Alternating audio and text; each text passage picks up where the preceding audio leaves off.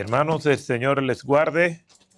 Damos gracias a Él porque nos permite ver un nuevo día y sé que en eventos como este nos damos la oportunidad de conocernos mejor, compartir y conocer los ronquidos, porque no crea, esas paredes de las cabañas no son antirruido y uno puede escuchar todo un concierto de sonidos graves en distintos registros y los felicito, entonan muy bien.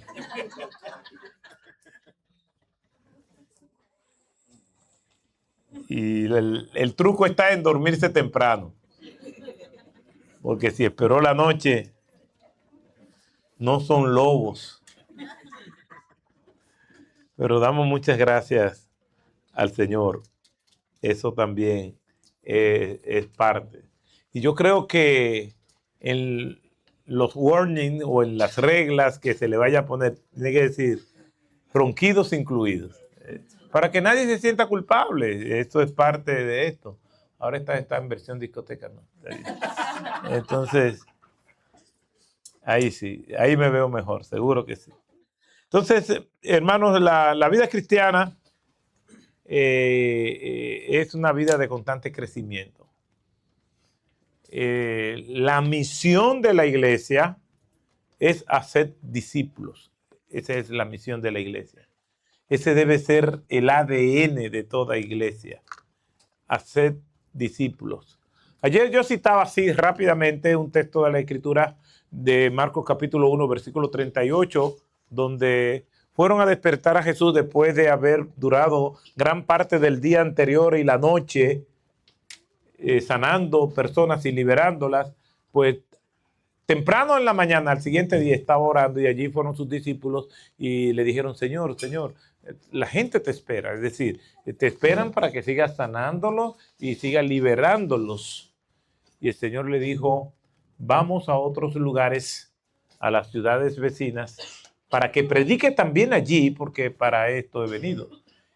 Y hay una pluralidad de textos que nos habla de que el hacer discípulos es la misión de la iglesia. El primer mandato de nuestro Señor Jesucristo a sus discípulos en Marcos capítulo 1, versículo 17, tiene que ver con la gran comisión. Venid en pos de mí y os haré que seáis pescadores de hombres. Y el último mandato de Jesús, ya cuando iba a ascender al cielo, es Hechos capítulo 1, versículo 8. Pero recibiréis poder cuando haya venido sobre vosotros el Espíritu Santo y me seréis testigos en Jerusalén, en toda Judea, en Samaria y hasta lo último de la tierra.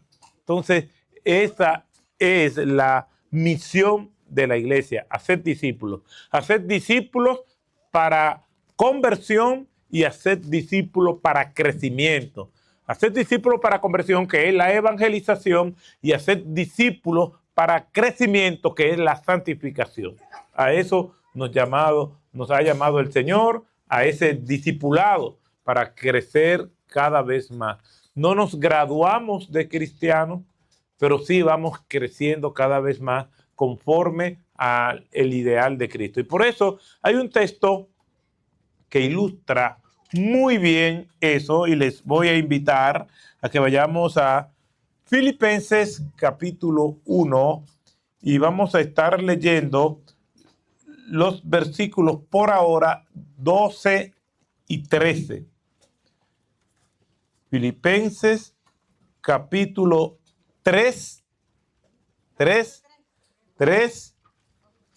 Filipenses capítulo 3, versículos 12 y 13.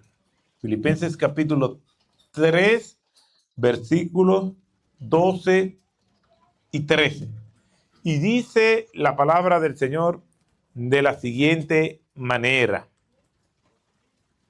No que ya lo haya alcanzado o que ya sea perfecto, sino que sigo adelante a fin de poder alcanzar aquello para lo cual también fui alcanzado por Cristo Jesús.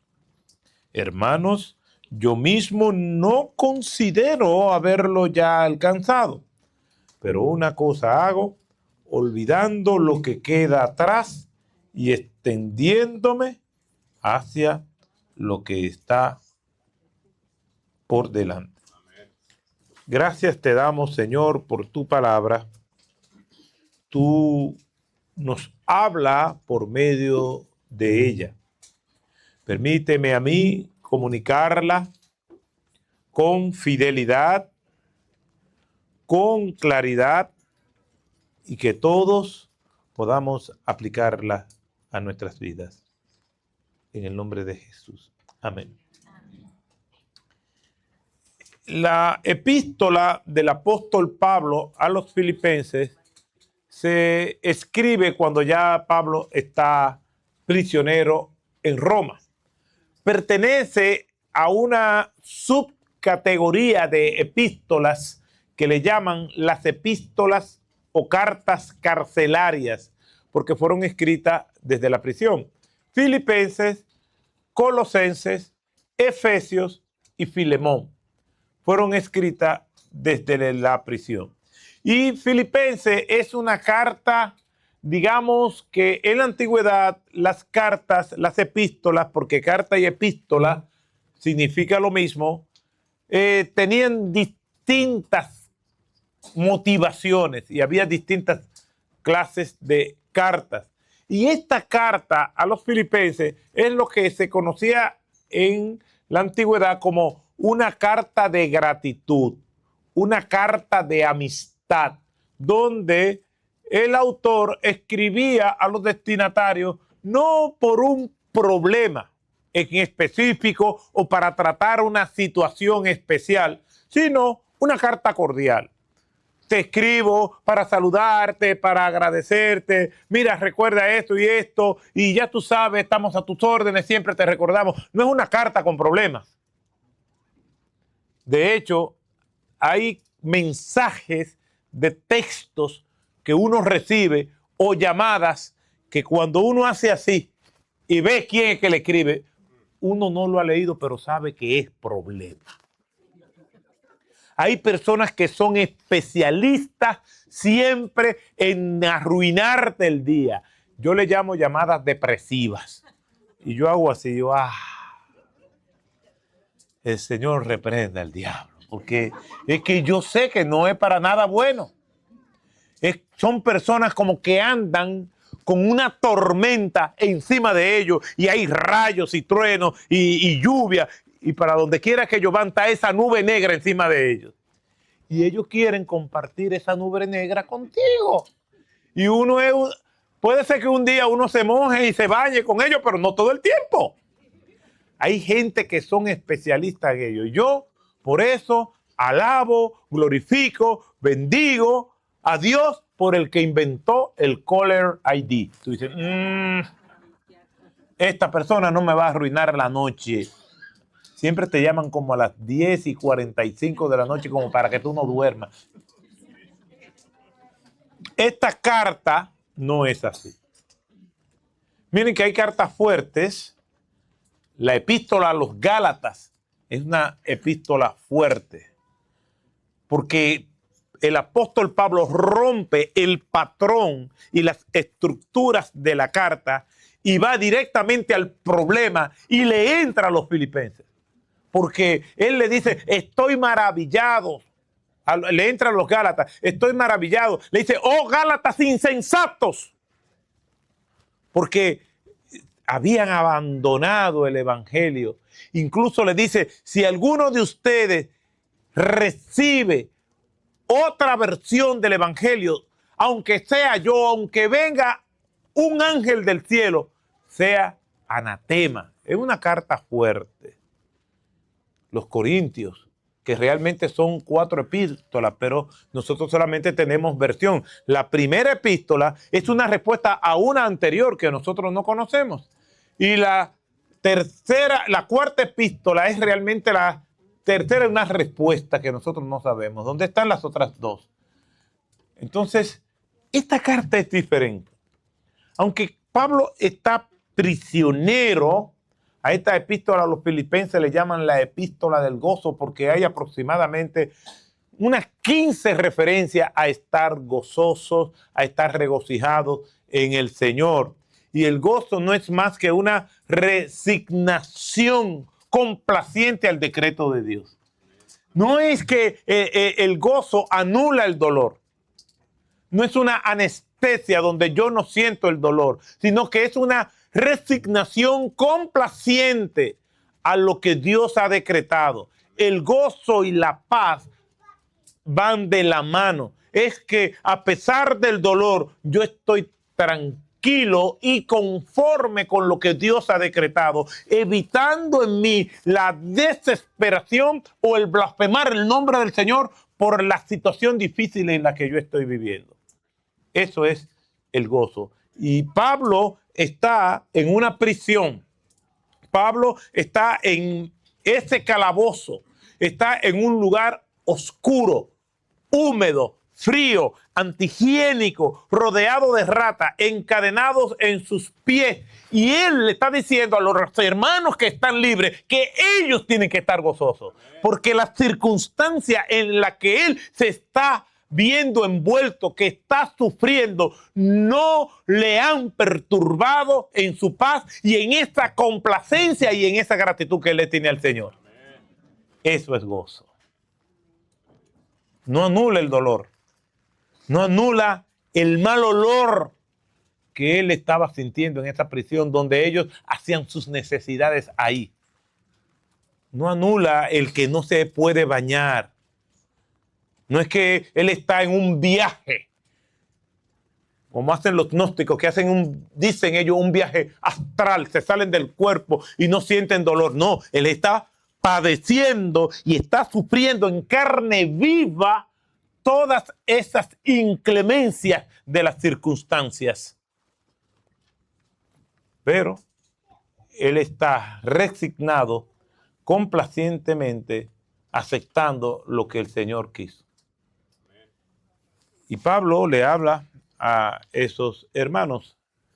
Quizás cuando yo hablo del gozo, no puedo evitar pensar en una familia de la iglesia cuya hija había cumplido 15 años y una semana después, esa niña de manera abrupta falleció.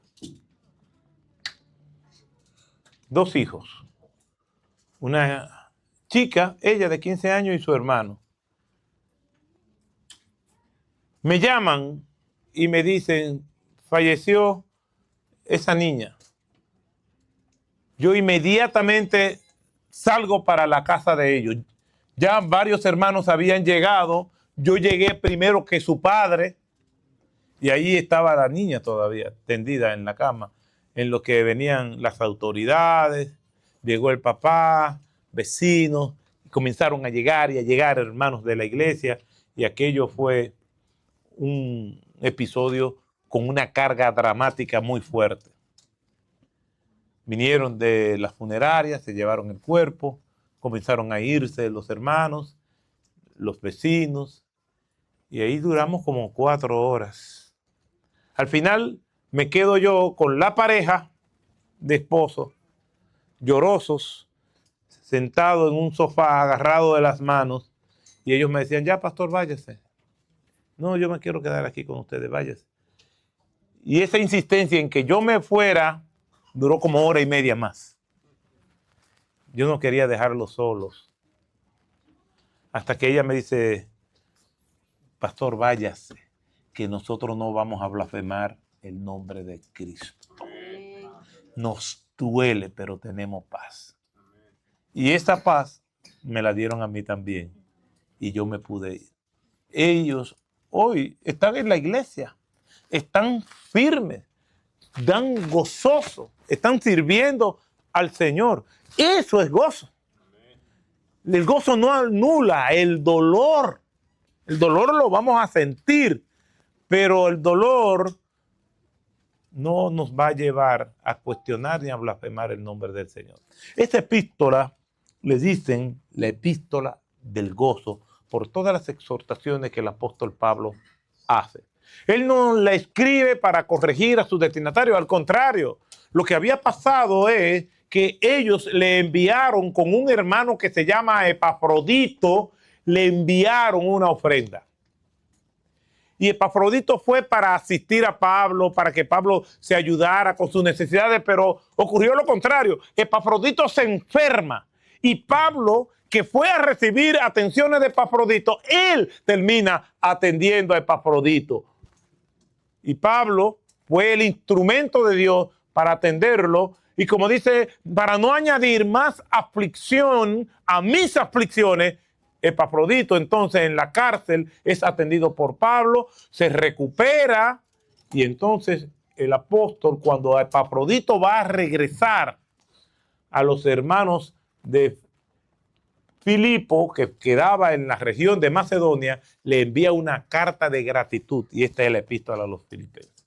No es una carta para corregir nada. El apóstol Pablo sí en el capítulo 1 habla de sus aflicciones y cómo la gente que le rodea, pues en Roma estaban divididos, había personas que le estaban haciendo la contra al apóstol, pero que él estaba resistiendo. Habla de todas esas personas, de cómo muchos de los que estaban en el pretorio, en la prisión, habían sido empastados por el evangelio. Él habla de ellos. En el capítulo 2 habla precisamente de Epafrodito y de su más fiel colaborador, Timoteo, que aparece en 11 de sus 13 epístolas. Fue la persona más cercana de Pablo. Y en el capítulo 3 y en el capítulo 4, Pablo lo dedica a hablar de él, de su testimonio y de lo que Dios venía haciendo en su vida. Y en este capítulo 3 y en este capítulo 4 es parte de ese testimonio del apóstol Pablo. Y el apóstol Pablo habla de él presentando lo que para él era valioso en otros tiempos. Cuando vemos en ese capítulo 3, desde el versículo 4 en adelante, él habla de lo que él era. Hebreo de hebreos, en cuanto a la ley fariseo, en cuanto a celo, perseguidor de la iglesia, de la tribu de Benjamín, circuncidado al 8º día. Él está dando su resumen, lo cual era importante y valioso en el ambiente de la ley hebrea. Es decir, él era un verdadero judío, un verdadero fariseo. Si hay alguien que tenía el perfil, el prototipo de una persona verdaderamente observadora de la ley, era Pablo. Incluso llegó a ser perseguidor de la iglesia y asesino de cristianos. O sea, ¿quién podía demostrar más celo por la ley hebrea que el mismo Pablo? Y él dice, todas estas cosas para mí eran valiosas, o sea, le daban prestigio profesional. Pablo era todo un fariseo y ayer hablábamos parte del perfil que tenía que tener el fariseo. Tenía que saberse esas 350 reglas y 258 enmiendas de la ley hebrea. Tenía que sabérselo de memoria, tenía que ser un observador de la ley, tenía que ser incuestionable. Muchos fariseos eran incuestionables, pero Pablo dice, yo no era incuestionable. Yo era un experto en la ley. Yo en cuanto a celo demostré ser un hebreo de hebreo. O sea, dentro de los hebreos yo era el más hebreo. Nadie podía, dentro de lo que era el oficialismo religioso judío, señalar a Pablo. Yo era hebreo de hebreo y en cuanto a la ley, un verdadero fariseo. Incluso me atreví a perseguir cristianos, como dice la Escritura en Hechos capítulo 9, que se le fueron dadas cartas y autorización para ir a buscar cristiano a Damasco, y dice la Escritura que iba respirando aire de muerte y amenaza contra los cristianos. Eso no se dice de Gamaliel, ni se dice de Nicodemo, ni se dice tampoco de José de Arimatea, ni de Simón el fariseo, pero Pablo lo dice y lo dice con contundencia. Y ya vamos a ver más adelante que lo dice con dolor, con carga, que le encorvaba la conciencia. Quiere decir que para cualquier fariseo, esas eran unas cartas de presentación óptimas, de prestigio. Pero aquí Pablo cambia y dice, pero todo lo que era para mí ganancia, es decir, todo lo que era para mí prestigio, buen nombre, un buen perfil profesional. Tanto es así que Pablo dice, en la ley yo era irreprensible, nadie me podía señalar nada. Pero toda esa irreprensibilidad, todo eso lo tengo como pérdida. Está difícil la palabra que Pablo usa en el original. La palabra que Pablo usa en el original es excremento. Todo eso que para los que eran de la clase de donde yo vengo, todo eso que para ellos es valioso, para mí es carroña. Para mí es desperdicio. Para mí todos esos títulos y toda esa acumulación es como un gran vertedero de hedor, de suciedad, de contaminación. No es que los estudios sean malos, y aquí dentro del judaísmo Pablo está presentando no solamente su perfil religioso, sino también su perfil profesional.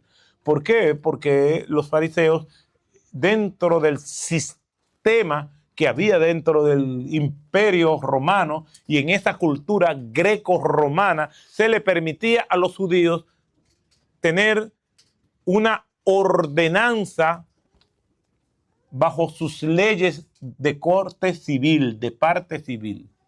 Es decir, que en el día a día ellos se regían por sus leyes y el Imperio Romano tenía esa permisividad. Lo que no podían es administrar las causas penales, es decir, privación de libertad o pena de muerte. No se le era autorizado dentro de la jurisprudencia hebrea, sino manejar lo que se conoce como el Código Civil judío, eran las leyes que ellos podían administrar. Y Pablo conocía muy bien eso. Y Pablo decía, todo esto, yo lo soy. O sea, era un experto en la ley de corte religioso, pero también era todo un jurista que manejaba las leyes civiles que ellos tenían que tratar día a día. Y él dice, todo esto para mí es pérdida, es desperdicio.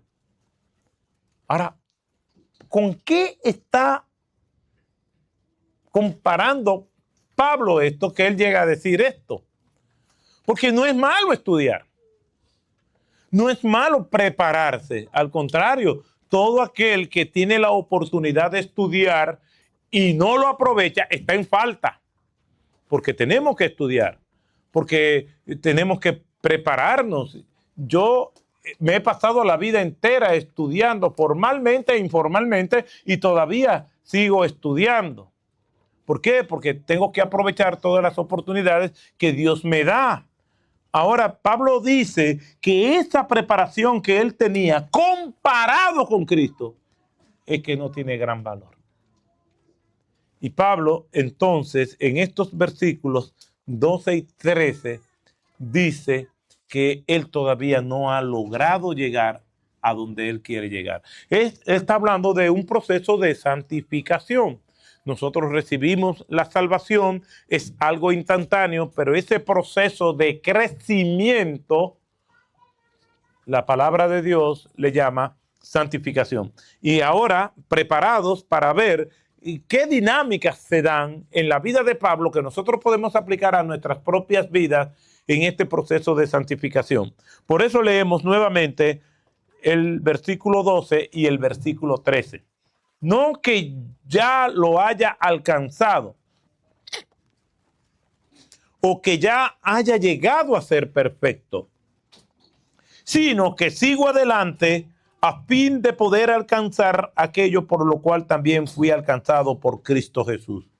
Hermanos, yo mismo no considero haberlo ya alcanzado, pero una cosa hago, olvidando lo que queda atrás y extendiéndome a lo que está delante. ¿Cómo es la santificación? Podemos llegar a la santificación total y absoluta mientras nosotros estemos aquí hasta decir que no pecamos. Eso es una utopía. Eso no es verdad. Sería ideal que así fuera. Y eso era lo que predicaba y enseñaba John Wesley, que él predicaba y enseñaba acerca de lo que él llamaba la santificación absoluta, que vamos a llegar a un nivel de santificación que ya nosotros no vamos a pecar. Pero eso es contrario a lo que dice la Escritura. Suena bonito, sería extraordinario, pero no es real. ¿Por qué? Porque el apóstol Pablo bien claramente nos habla de esa lucha que él tenía, y eso es una de las cosas maravillosas que nosotros encontramos en las Escrituras. ¿Por qué? Porque las Escrituras nos habla la realidad y no edita ni las debilidades, ni las caídas, ni las derrotas de los personajes que en las Escrituras se presentan. ¿Por qué?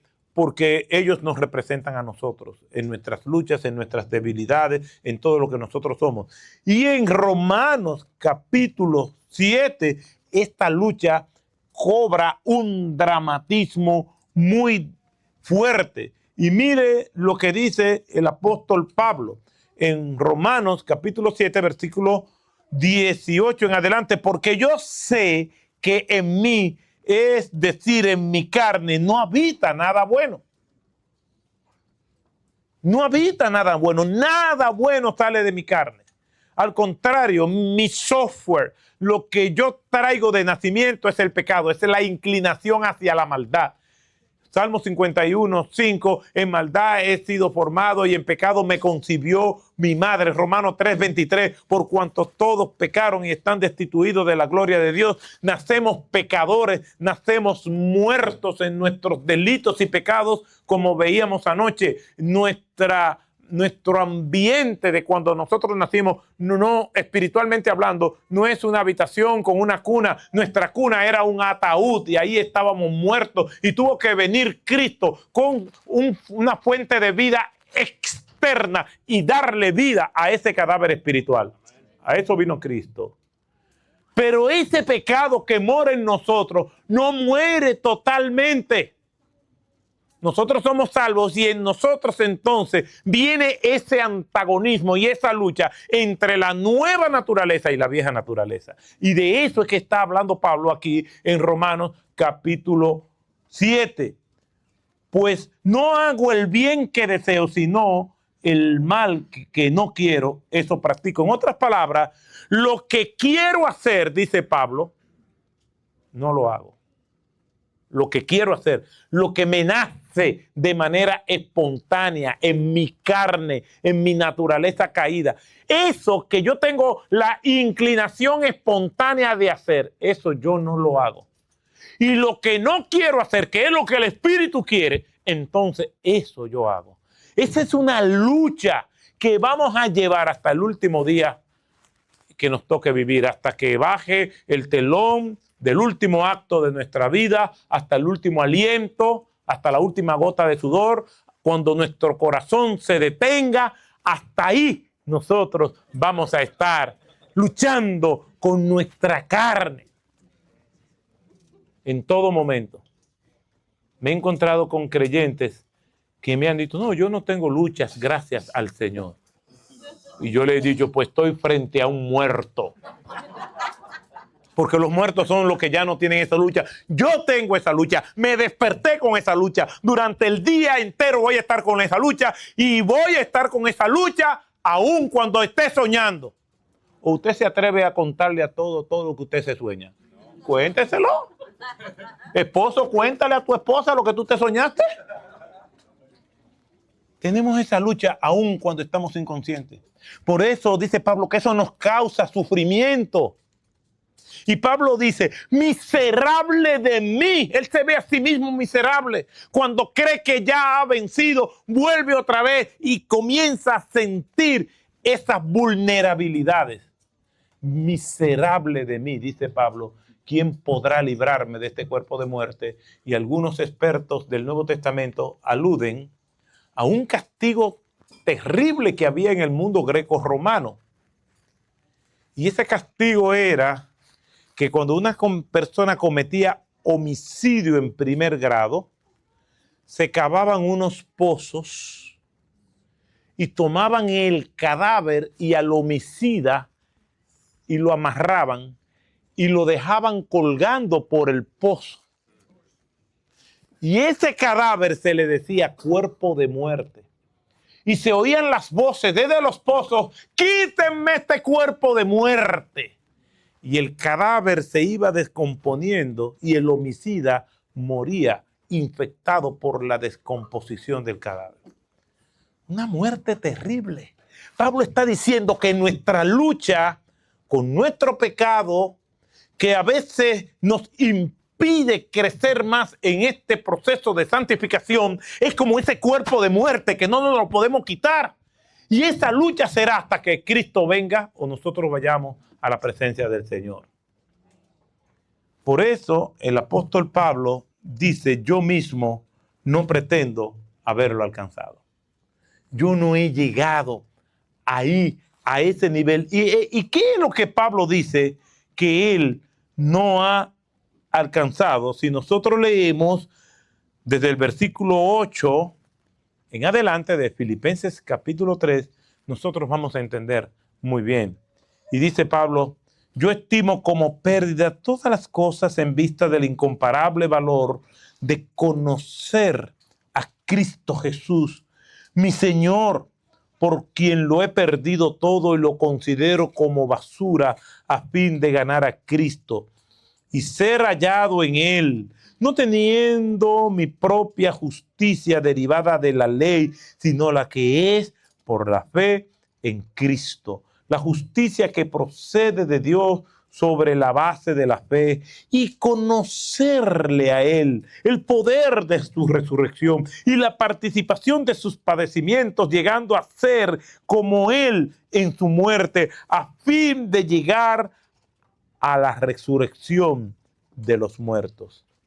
El apóstol Pablo tiene un anhelo y es de conocer a Cristo, de verlo. Él no está hablando de ese conocimiento que él tiene de Cristo intelectual ni de su salvación. Él la tiene. Él dice, mi anhelo es ser como Cristo.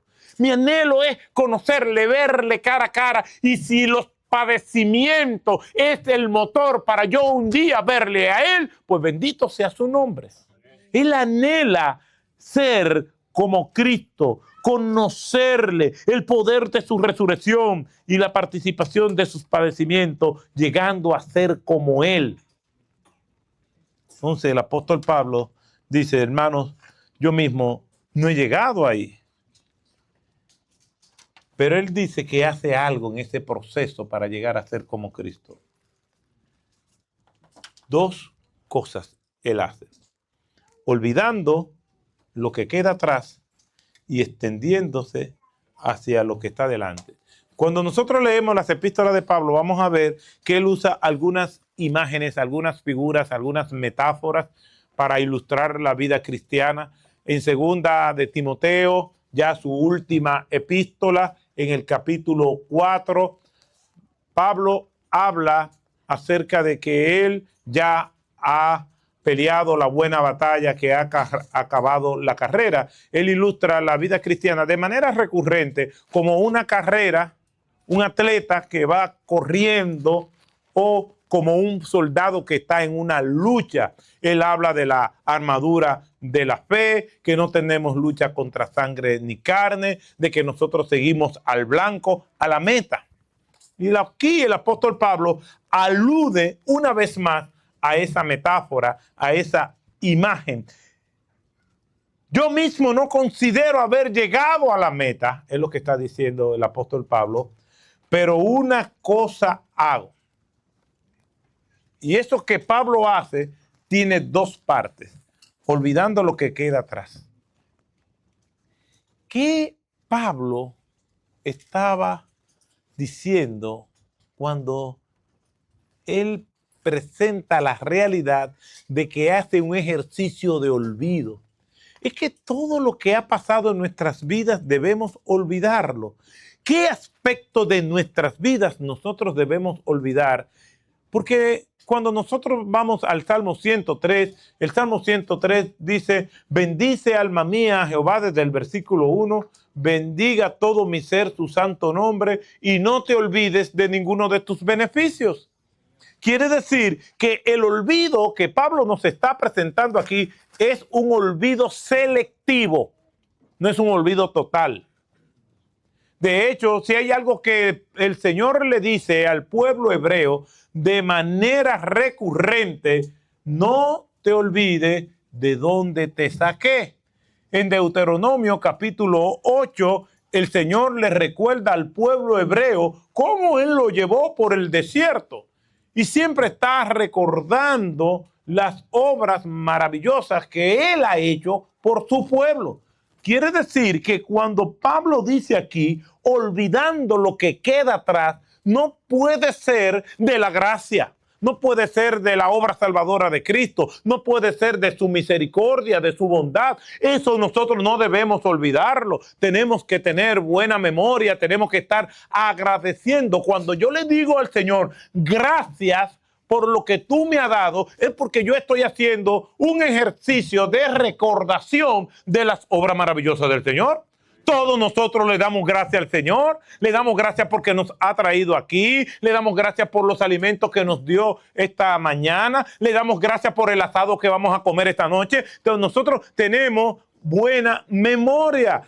Le vamos a dar las gracias por la bandeja paisa que le van a traer al predicador de manera especial, única y exclusivamente para él, porque no da para todo el mundo. Solamente oigo risas y no oigo ni un solo amén. Gracias al Señor por el desayuno americano que nos dio. Qué bien hubiera caído una pupusa, pero brilló por su ausencia.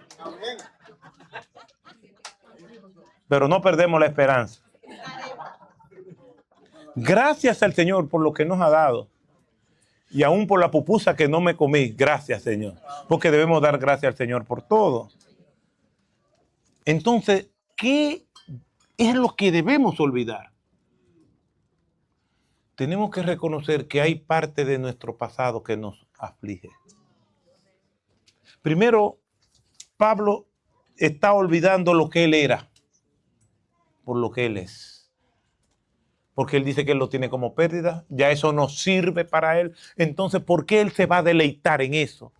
Que comparado con lo que es Cristo es basura. Pero hay algo más que yo creo que en la superficie no se ve, porque eso es lo más obvio, que Pablo ya dice que él ha olvidado todo aquello, porque eso le avergüenza. Pero hay algo más. Me pregunto, ¿qué aspecto del pasado? Yo creo que es fácil de nosotros también detectarlo. Conociendo la vida de Pablo y todo lo que él hizo, ¿qué aspecto del pasado de Pablo ustedes creen que le podían estar atormentando? ¿Persiguió a los cristianos? ¿Qué más hizo Pablo? Fuerte. La muerte de Esteban. Cuando mataban a Esteban, Pablo consentía eso. Fue testigo ocular de la muerte de Esteban. No hizo nada para impedir eso. Yo me pregunto, en ese ir y venir por tantos lugares, ¿cuántas mujeres viudas conoció Pablo cuyos maridos él mató? ¿Cuántos niños quedaron huérfanos por Pablo?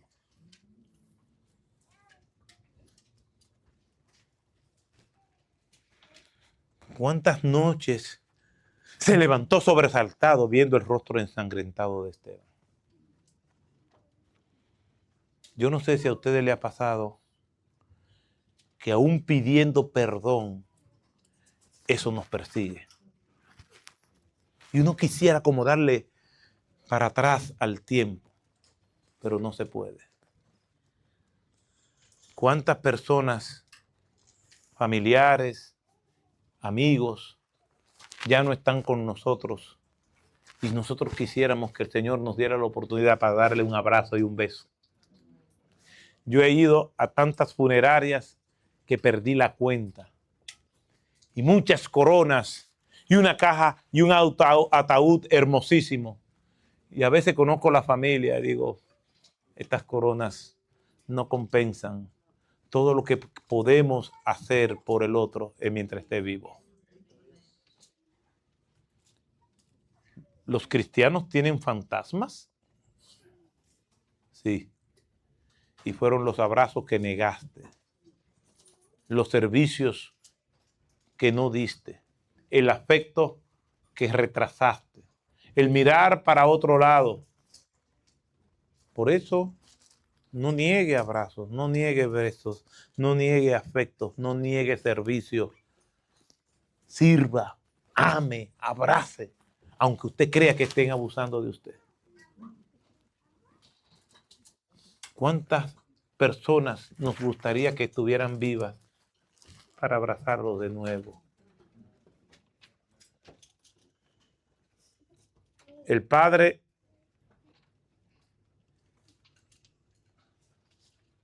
apático con sus hijos, áspero con su esposa, como cada noche se queda dormido en el asiento ya cuando ellos se han ido a acostar. El televisor termina mirándolo a él.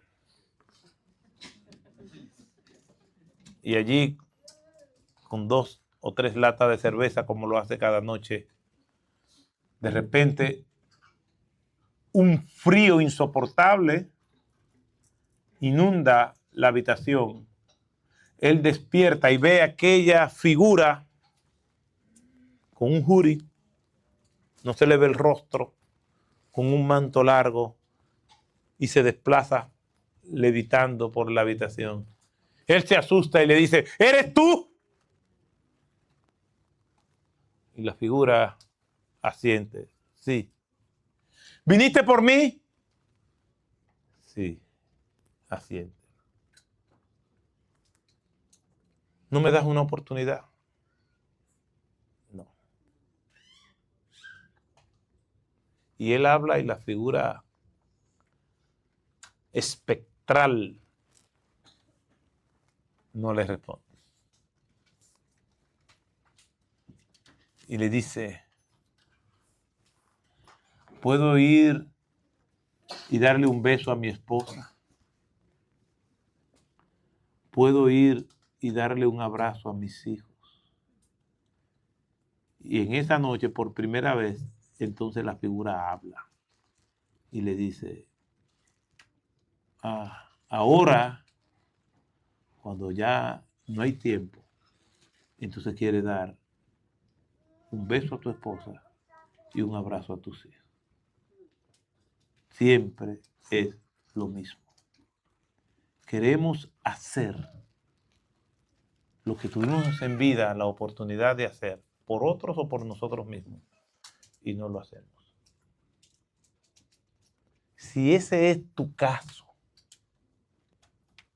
de que hay un pasado que te acusa porque hiciste lo que no debiste hacer y ya no hay tiempo para repararlo, en Cristo Jesús tú eres libre. Tienes que pedirle perdón a Cristo porque el pecado muere cuando se confiesa. El pecado nos deja libre cuando nosotros nos arrepentimos de él. El apóstol Pablo tiene que decir, olvidando lo que queda atrás, porque hay aspectos de nuestros pasados que nos acusan.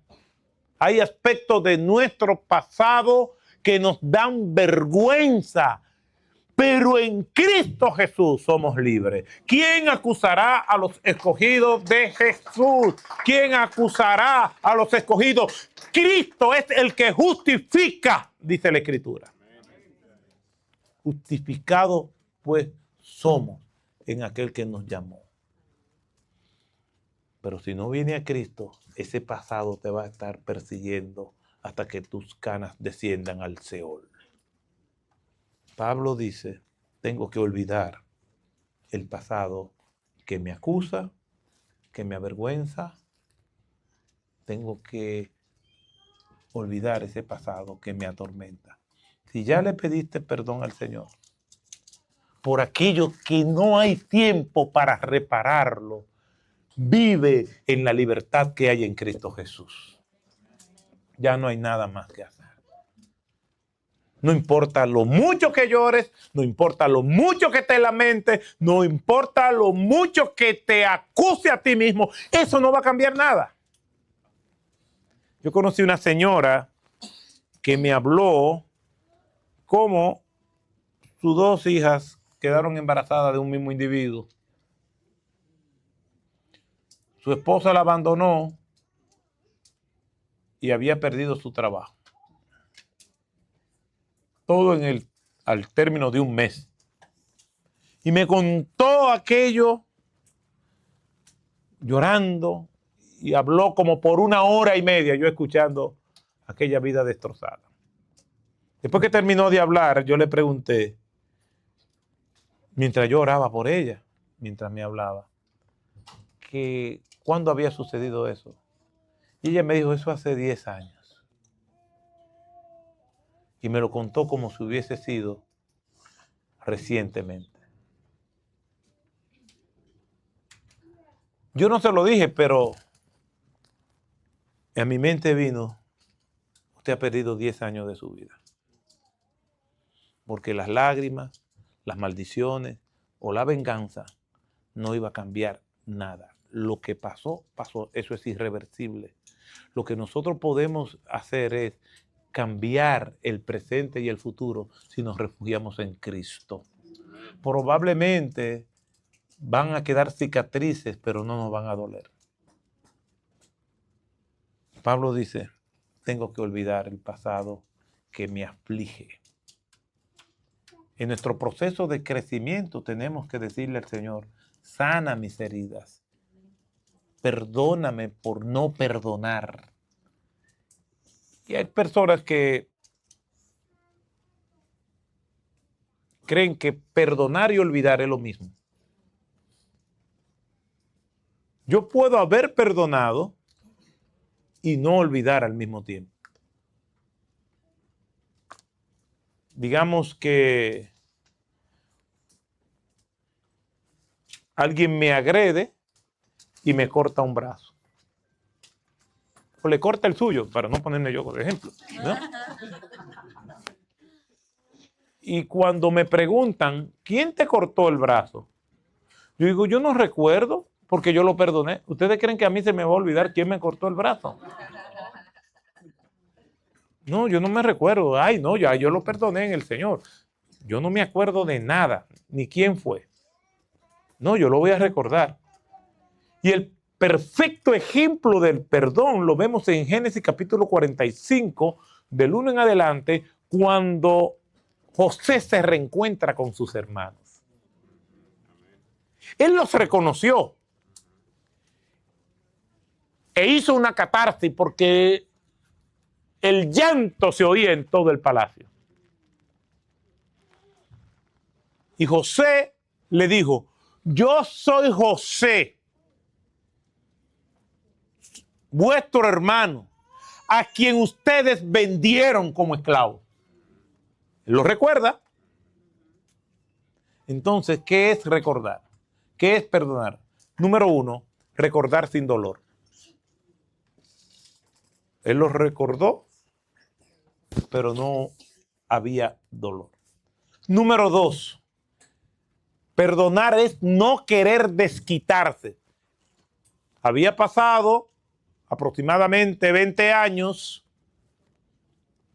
todavía no llegaban a los 20 años, Ellos no lo reconocieron, José sí lo reconoce, pero había el suficiente tiempo para que el rencor y la venganza se instalaran en su mente, y ese era el momento preciso para dar el golpe letal.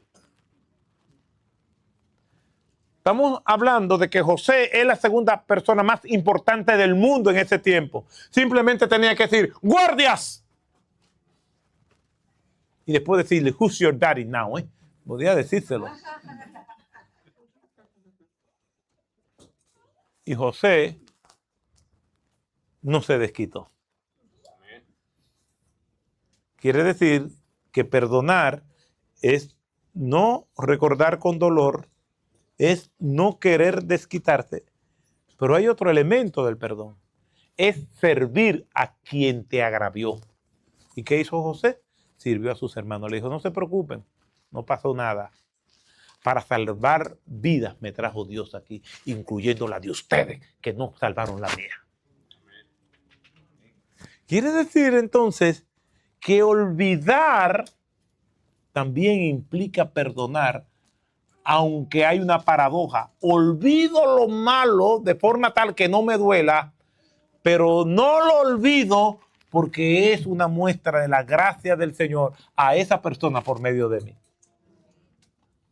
Y Pablo termina diciendo, extendiéndome a lo que está delante.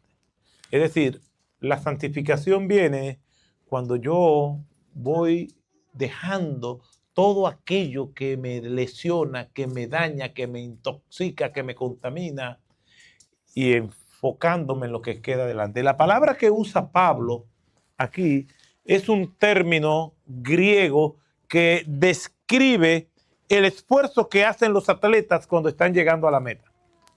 No sé, a mí me gusta ver las carreras de atletismo y tú ves cómo van los atletas, digamos, en 100 metros planos, donde corren las personas más veloces del planeta, Usain Bolt y otros más. Y ustedes ven que van corriendo, y si hay contrincantes que están cerca, ellos hacen un esfuerzo. La primera parte de su cuerpo que toque la cinta ya ganó. Y hacen esto, o la mano, lo que sea. Ese esfuerzo es la palabra que Pablo está usando aquí. Es lo que está al alcance, hasta la última gota de energía, de sudor, para lograr aquello que Dios tiene preparado para nosotros. En otras palabras, Pablo habla de actitud y de acción. Actitud olvidando lo que nos daña, y acción haciendo lo que está a mi alcance hacer. ¿Y cómo yo puedo lograr esa santificación con lo que está a mi alcance hacer? Leyendo la palabra. Diariamente acudiendo a Dios, a su palabra. Y para que no se me olvide, recordándola durante el día entero. Si hiciste tu devocional esta mañana, ¿qué leíste? No se preocupen, a mí me ha pasado. He leído la palabra de Dios y a la 1:30 he tratado de recordarla y se me ha olvidado. ¡Qué frustración! La solución, la alternativa a eso se encuentra en el Salmo 1, desde el versículo 1 en adelante. Bienaventurado el varón que no anduvo en consejo de malos, ni estuvo en camino de pecadores, ni en silla de escarnecedores se ha sentado, sino que en la ley de Jehová está su delicia, y en su ley medita de día y de noche. ¿No quiere que se te olvide la palabra de Dios? Vive recordándola constantemente. Tuviste tu devocional, pues repítelo, cierra tus ojos, ora al Señor, trata de recordar el versículo, trata de recordar las conclusiones, las aplicaciones. 5 minutos después vuelve, 10 minutos después vuelve, 1 hora después vuelve. Si no te recuerdas, vuelve al texto, léelo y medítalo durante todo el día y no se te va a olvidar. Cuando vengan las tentaciones, vamos a responder con la palabra de Dios. La palabra de Dios, el leerla, es vital para nuestra vida, como dice 2 Timoteo 3:16. Toda escritura es inspirada por Dios y es útil para enseñar, para redarguir, que significa confrontar, para corregir y para instruir en justicia, a fin de que el hombre de Dios sea perfecto, enteramente preparado para no pecar contra él. O el Salmo 119, 11, en mi corazón he guardado tus dichos para no pecar contra ti. O en el mismo Salmo 119, versículo 105, lámpara es a mis pies tu palabra y lumbrera a mi camino.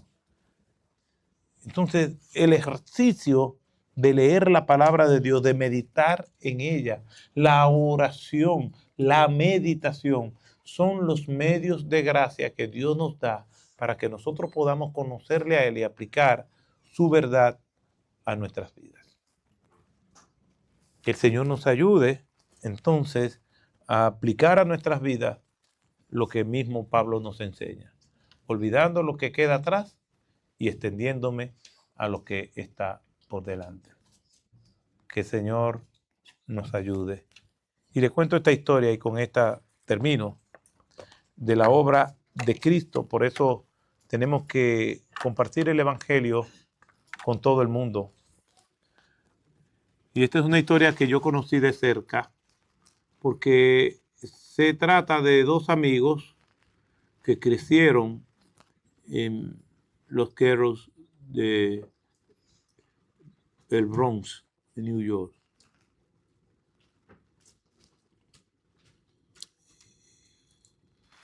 Crecieron con padres ausentes, madres solteras,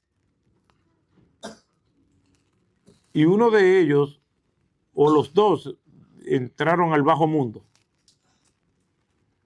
Sus familiares lo echaron de la casa y se criaron en la calle literalmente.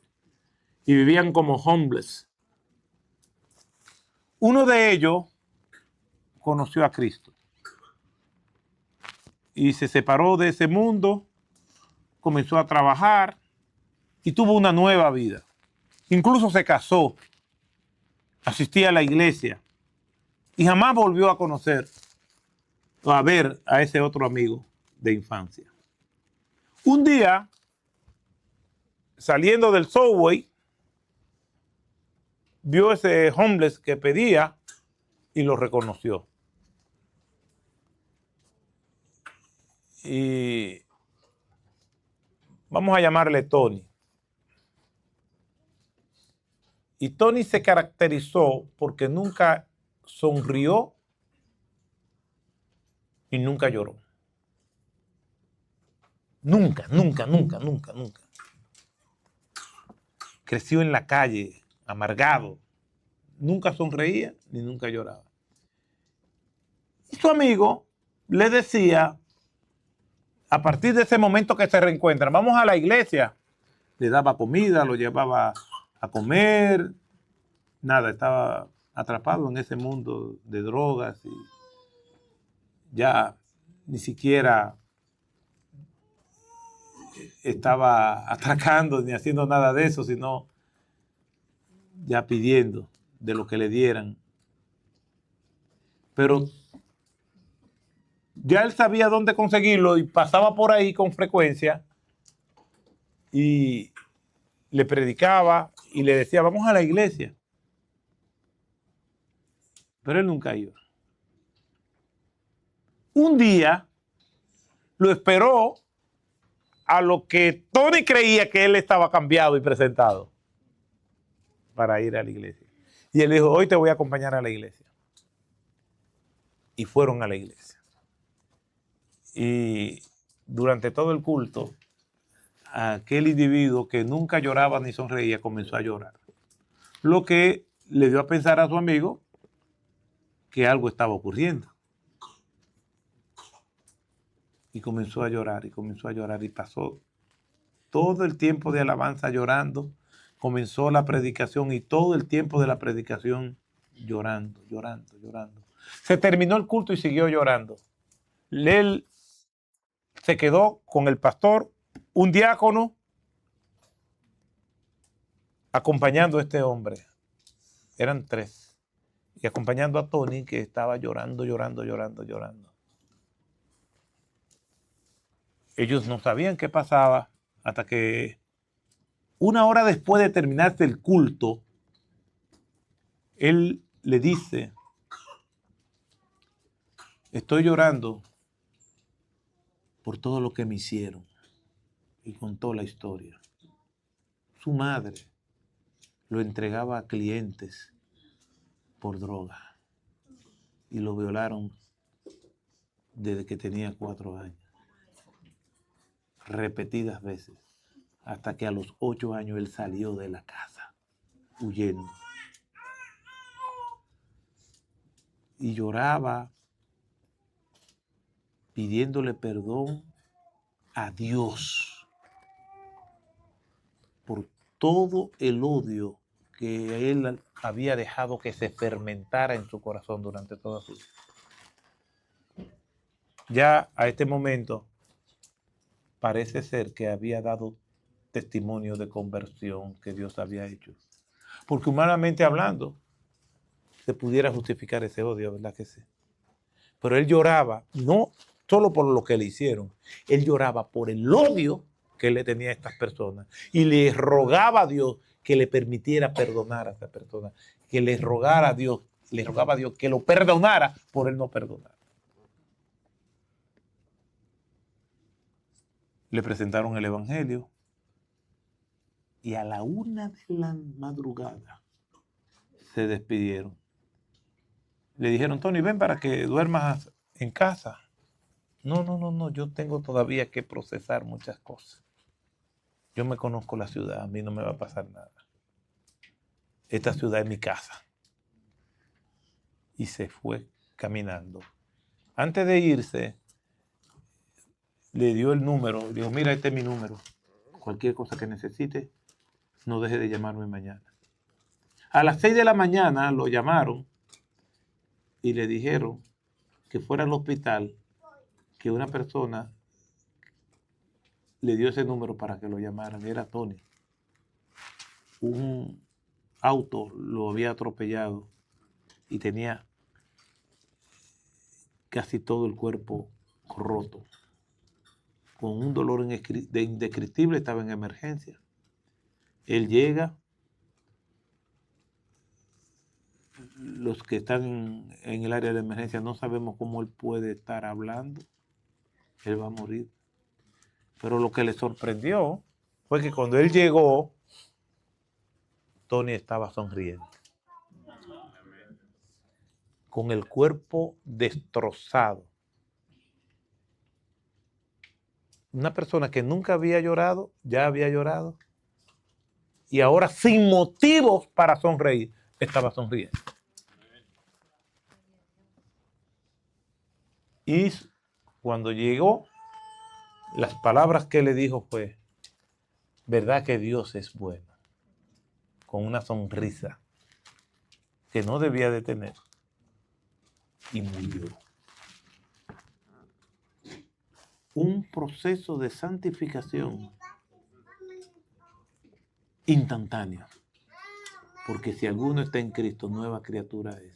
Las cosas viejas pasaron, todas son hechas nuevas. Cuando miramos hacia atrás, vemos que hemos recorrido bastante. Démosle gracias a Dios. Cuando miramos hacia adelante, vemos cuánto nos falta. Digámosle al Señor que nos ayude. Oremos. Gracias te damos, Señor, por tu palabra. Gracias porque tú nos hablas por medio de ella. Y a pesar de cómo somos, tú insistes en amarnos. Gracias por cada uno de mis hermanos. Bendícelos, guárdalos y ayúdanos a todos en este camino. En el nombre de Jesús. Amén.